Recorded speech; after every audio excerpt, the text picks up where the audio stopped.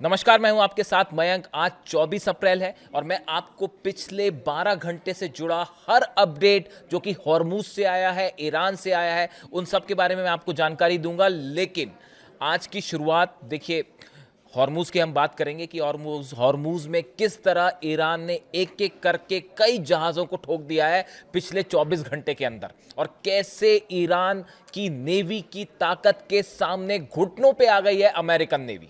और नतीजा यह है कि वहां पे अमेरिका में आपने सुना ही होगा कि नेवी सेक्रेटरी जो हैं उनको हटा दिया गया है पद से। खैर वो ठीक है, लेकिन हम शुरुआत करेंगे एक ऐसी खबर से जिसे सुनने के बाद पूरा अमेरिका अब परेशान है। देखिए, खबर यह है कि क्या ईरान ने एनपीटी से यानी न्यूक्लियर प्रोलिफरेशन ट्रीटी से बाहर आने का फैसला कर लिया है, और क्या पिछले चंद घंटों के अंदर या पिछले कुछ दिनों के अंदर, एक दो दिन के अंदर, ईरान में यह सहमति हो गई है कि अब ईरान को न्यूक्लियर टेस्ट करना चाहिए।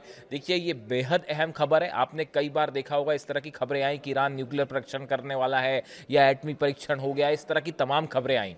लेकिन ये पहला मौका है जब ईरान के एक प्रवक्ता की तरफ से एक बेहद गंभीर स्टेटमेंट दिया गया है। देखिए, खत्म अल अंबिया के प्रवक्ता इब्राहिम जुल्फिकारी का दावा है कि ईरान ने सभी अंतर्राष्ट्रीय समझौतों से हटने का जो है फैसला कर लिया है, खास तौर पर जो न्यूक्लियर समझौते थे।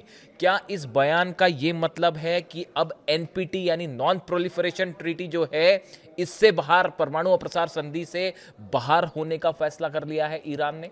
देखिए, इसके साथ ही यह भी कहा है ईरान ने कि हम किसी भी परमाणु मुद्दे पर कोई बात ही नहीं करेंगे। यानी वो यूरेनियम पे बातें और जो तमाम बातें आ रही थी, अब ईरान ने फैसला कर लिया है कि अब न्यूक्लियर पॉलिसी पर, यूरेनियम पर किसी तरह की कोई बातचीत होगी ही नहीं। देखिए, ईरान की सेना ने कह दिया कि जो ईरान की जनता चाहती है, अब उसी के हिसाब से ईरान में हर फैसला होगा। अगर जनता चाहेगी जंग तो जंग, जनता कहां चाहती है टारगेट करे ईरान, वहां पे मिसाइल्स दागी जाएगी। फैसला जनता के हाथ में है। और जो खबरें ईरान से आ रही हैं, ईरान की जनता का मन शायद अब ये कह रहा है कि अब फौरन एटमी टेस्ट किया जाए। देखिए, ईरान की तरफ से कहा गया है, जो प्रवक्ता है इब्राहिम जुल्फिकारी की तरफ से कहा गया है कि न्यूक्लियर बॉम्ब बनाना या ना बनाना या एटमी जो पॉलिसी है, ये हमारा सॉवरेन राइट है, हमारा संप्रभु अधिकार है। इसमें अमेरिका कोई नहीं होता है बताने वाला कि हमें क्या करना है। अब देखिए, ये इसका जो एक्सपर्ट्स बताते हैं, ये बयान ईरान की तरफ से, प्रवक्ता की तरफ से आया है, लेकिन इसके बड़े गंभीर मायने हैं। देखिए, कुछ समय पहले ईरान का परमाणु अप्रसार संधि जो है, एनपीटी से हटने का एक प्रस्ताव संसद में भी लाया गया था। ये मैं जंग के पहले की बात कर रहा हूँ कि एक बिल पेश किया गया था ईरान की संसद में, जिसमें यह कहा गया था कि जो एनपीटी है, ट्रीटी जो है, जो न्यूक्लियर धमाका करने से रोकती है किसी भी देश को या यूरेनियम एनरिचमेंट से रोकती है, इससे ईरान खुद को अलग कर ले। ईरानी सांसद मलेक शरियाती ने कहा था कि इस प्रस्ताव में देश की परमाणु नीति में महत्वपूर्ण बदलाव शामिल है। इसमें एनपीटी से बाहर निकलना, परमाणु समझौते के तहत ईरान की प्रतिबद्धताओं को नियंत्रित करने वाले कानूनों को रद्द करना और सहयोगी देशों के साथ मिलकर शांतिपूर्ण परमाणु तकनीक विकसित करना भी शामिल है। यानी उस समय जो बयान आया था, उसमें ज्यादातर सांसद, इस तरह से ये बात सामने आई थी कि ईरान के ज्यादातर सांसद ये चाहते थे कि जो एनपीटी के तहत प्रतिबंध लगे हैं, अब उसको मानने की कोई जरूरत नहीं है, खासतौर पर अमेरिका ने जो हमले किए। और अब तो हालात ये हैं कि देखिए, अली खामेनी साहब जब तक थे सत्ता में, जब तक वो ईरान में थे, उनका शासन रहा ईरान में, तब तक उन्होंने कभी भी न्यूक्लियर बॉम्ब नहीं बनाया, एटम बम नहीं बनाया। अमेरिका ने अपने हमलों में एक ऐसे नेता को शहीद किया जो कभी एटम बम नहीं बनाना चाहता था। यानी कहने का मतलब यह है कि जिस कारण को बता के ईरान पर हमला किया गया कि ईरान एटम बम बना रहा है, ईरान न्यूक्लियर बम बना रहा है, असल में ऐसा कुछ नहीं था। अमेरिका ने सरासर एक झूठ बोलकर ईरान पर हमला किया और अली खामेनी साहब को असैसिनेशन किया गया। उसकी बुनियाद सिर्फ एक झूठ थी। इस तरह के तमाम कमेंट्स जो हैं वो ईरान से देखने को मिल रहे हैं, कई एक्सपर्ट्स ये बात कह रहे हैं। लेकिन अब जब अली खामनी साहब का असैसिनेशन होता है, छोटे छोटे बच्चों का कत्ल होता है, ईरान पर हमले होते हैं, इंफ्रास्ट्रक्चर को, हॉस्पिटल्स को निशाना बनाया जाता है, उसके बाद अब ईरान की जनता कह रही है कि अब जो है किसी तरह का कोई प्रतिबंध मानने की जरूरत नहीं है। और ईरान के प्रवक्ता का यह बयान बता रहा है कि ईरान ने बड़ा फैसला कर लिया है, शायद वो एटमी टेस्ट का फैसला है। अब यूरेनियम एनरिचमेंट रुकेगा नहीं बल्कि तेजी से आगे बढ़ेगा। मैंने कल उनके ये जो बयान आया, देखिए ये इब्राहिम जुल्फिकारी का जो बयान है कि अब हम कोई भी अंतर्राष्ट्रीय समझौतों का पालन नहीं करेंगे, खासतौर पर न्यूक्लियर से जुड़े मुद्दों पर, उसको कई एक्सपर्ट से मैंने राय ली। क्या सबका ये मानना था कि जिस तरह से अली खामनी साहब का असैसिनेशन हुआ, उसके बाद जो गुस्सा ईरान में देखने को मिल रहा है, सड़कों पर लोग हैं, मिसाइल्स जो है उस परेड हो रही है सड़कों पर, कल ड्रोन परेड हुई, आप तस्वीरें देखिए, उसके बाद ईरान का जो मूड है जनता का, किसी भी स्तर पे किसी तरह की बातचीत ईरान की जनता नहीं करना चाहती। इसका मतलब ही अब ये है कि अगला कदम मामला एटमी जो है शायद फैसला हो चुका है, या उससे जुड़ी कोई भी जानकारी कभी भी सामने आ सकती है।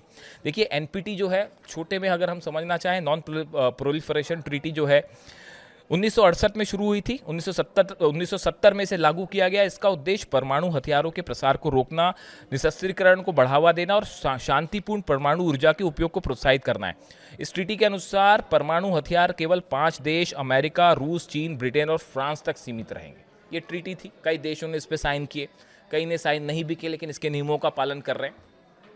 लेकिन अब ईरान ने यह तय किया, जो संसद में प्रस्ताव आया था, कि इसका पालन नहीं किया जाएगा। देखिए राफेल ग्रासी जो आईएईए चीफ है, इनकी तरफ से भी एक कल बयान आया कि 20 देश ऐसे हैं जो शायद एनपीटी से बाहर आने की कोशिश कर सकते हैं, या फिर खुद की परमाणु कार्यक्रम को आगे बढ़ा सकते हैं। क्योंकि अब ज्यादातर देश ये महसूस कर रहे हैं कि अगर किसी देश के पास न्यूक्लियर बॉम्ब है, एटम बॉम्ब है, तो ये उसका डिटरेंस है, वो सेफ है। अगर आपके पास एटम बम नहीं है तो अमेरिका आपको निशाना बना सकता है, चाहे वो कोई भी देश क्यों ना हो। चाहे कभी कहते हैं क्यूबा पर हमला हो जाएगा, कभी कहते हैं ग्रीनलैंड पर हमला हो जाएगा, कभी वेनेजुएला पर हमला कर दिया, कभी ईरान पर हमला कर दिया। ये प्रोसेस रोकने के लिए हर देश के पास अपना डिटरेंट होना जरूरी है, जैसा कि नॉर्थ कोरिया के पास है। नॉर्थ कोरिया पे आप हमला करके दिखाइए, नतीजा क्या होगा सब जानते हैं।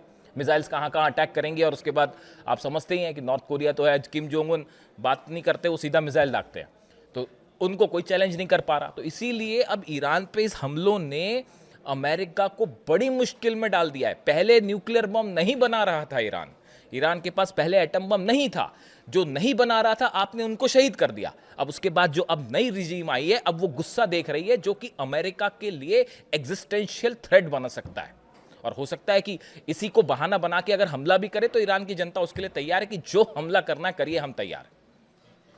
अब देखिए इसके अलावा जो खबरें हैं, एक तो ये बहुत ही बड़ी खबर है, अगर ईरान में इस तरह का कोई फैसला हो गया है तो शायद जल्दी ही इसका कुछ अनाउंसमेंट हो जाए, या फिर शायद धमाके के साथ ही अनाउंसमेंट हो जाए, कुछ भी हो सकता है। तो ये एक बड़ा डेवलपमेंट। इसके अलावा आप देखें 5 जहाज़ों में, मेरे मुताबिक पिछले 12 से 13 घंटों के अंदर हॉर्मूज में 5 जहाज़ों को ईरान की सेना ने, नेवी ने निशाना बनाया है।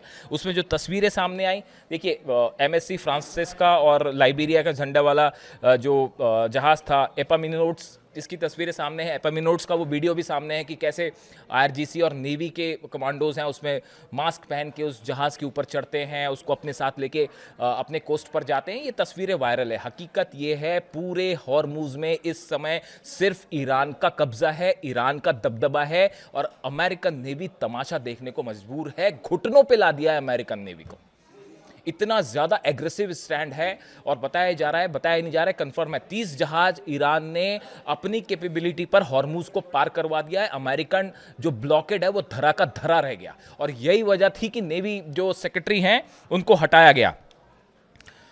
जॉन फेलन जो है, कल खबरें आपने देखी होगी कि डोनाल्ड ट्रंप ने अपने नेवी सेक्रेटरी जॉन फेलन को हटा दिया। उसकी बड़ी वजह यही थी कि हॉर्मूज में करारी हार का सामना करना पड़ रहा है अमेरिका को, और 10 मिलियन से ज़्यादा बैरल ऑयल जो है वो पिछले 24 घंटे में ईरान की नेवी जो है वहाँ से निकाल ले गई जहाज़ों को, और कुछ नहीं कर पाया अमेरिका। यानी पहले जंग में स्थिति खराब हो गई थी, पूरे अमेरिका के जितने बेस थे वो तबाह हुए, बड़ी कैजुअलिटी हुई, और अब हॉर्मूज में भी हार रहा है अमेरिका। ये हालात हो गए।